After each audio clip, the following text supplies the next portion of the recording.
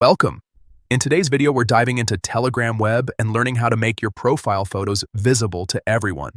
Whether you're using Telegram for personal chats or managing a community, keeping your profile picture public can make your account easier to recognize and more approachable. Let's go step by step so you can update this setting in just a few seconds. First, open Telegram Web on your computer. You can do this from any browser you prefer, whether it's Chrome, Edge, or Firefox.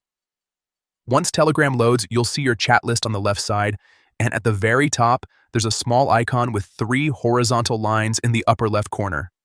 Go ahead and click on that. A menu will appear with several options like Contacts, Settings, and Saved Messages. From that menu, select Settings. Inside the Settings section, look for and click on Privacy and Security. This is where all your personal privacy controls live, including who can see your number, your last seen status, and of course, your profile photo. Now, under the Privacy section, find the option that says, Who can see my profile photo? Click on it, and you'll see a few visibility choices such as Nobody, My Contacts, and Everybody. To make your profile picture visible to everyone on Telegram, choose Everybody. Once you select this option, Telegram will automatically save your preference. You don't need to hit any extra buttons.